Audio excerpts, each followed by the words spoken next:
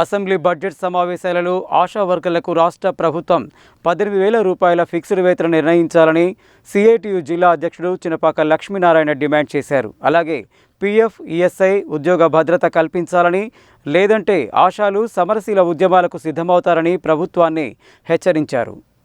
ఆశా వర్కర్ల సమస్యల పరిష్కారం కోసం తెలంగాణ ఆశా వర్కర్స్ యూనియన్ రాష్ట్ర కమిటీ పిలుపు మేరకు బుధవారం నల్గొండ కలెక్టరేట్ వద్ద భారీ ధర్నా నిర్వహించారు. ఈ ధర్నాను ఉద్దేశించి సిఐటియు జిల్లా అధ్యక్షుడు చినపాక లక్ష్మీనారాయణ మాట్లాడుతూ, ఎన్నికల ముందు బీఆర్ఎస్ ప్రభుత్వం ఆశాల సమస్యల పట్ల నిర్లక్ష్యంగా వ్యవహరిస్తుందని, తమ పార్టీ అధికారంలోకి వస్తే సమస్యలు పరిష్కరిస్తామని, ఆశాల వేతనాలు పెంచడంతో పాటు ఉద్యోగ భద్రత కల్పిస్తామని, కనీస వేతనం 18,000 పెంచుతామని తమ ఎన్నికల మేనిఫెస్టోలో పెట్టిందని తెలిపారు.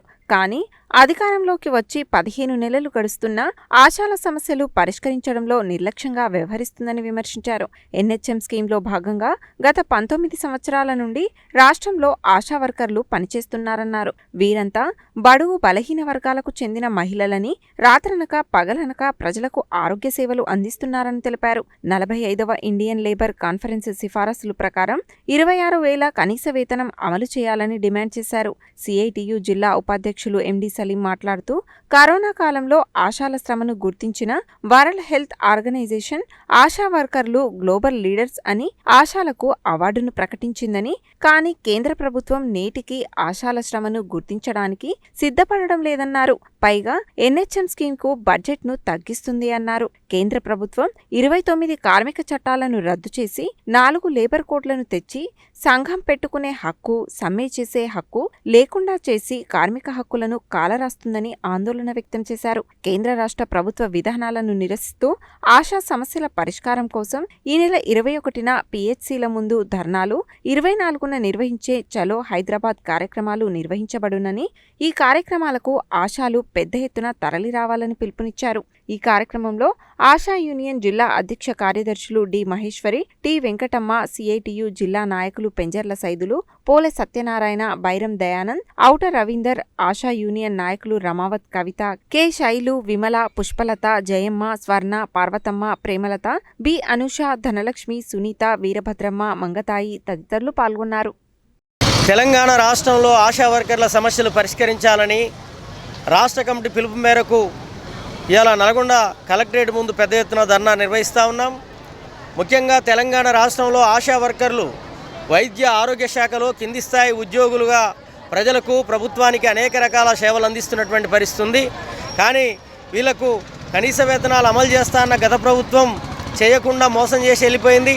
ఈ ప్రజాపాలన వస్తుంది, ప్రజాపాలన వస్తే ప్రజాపాలనలో మేము కనీస వేతనాలు అమలు చేస్తామని చెప్పి ఎన్నికల మేనిఫెస్టోలో రాసినటువంటి రేవంత్ రెడ్డి సర్కారు కూడా సంవత్సరం గడుస్తున్నా ఇప్పటివరకు కనీస వేతనాల కోసం నిర్ణయం చేయలేదు. అందుకోసమే మేము డిమాండ్ చేస్తూ ఉన్నాం. అంటే ఈ రోజు నుంచి బడ్జెట్ సమావేశాలు ప్రారంభమవుతూ ఉన్నాయి. రాష్ట్ర బడ్జెట్ పెట్టబోతూ ఉన్నారు. ఈ బడ్జెట్ సమావేశాల్లోనే ఆశా వర్కర్లకు 18,000 కనీస వేతనాన్ని నిర్ణయిస్తూ ఇలా బడ్జెట్ కేటాయింపుల్లో నిర్ణయించాలి అని చెప్పి సందర్భంగా డిమాండ్ చేస్తూ ఉన్నాం.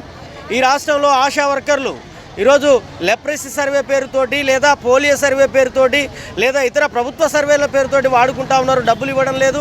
సంవత్సరాల తరబడి పెండింగ్ బిల్లులు ఉన్నాయి. ఆ పెండింగ్ బిల్లులు వెంటనే విడుదల చేయాలని చెప్పి ఈరోజు డిమాండ్ చేస్తూ ఉన్నాం.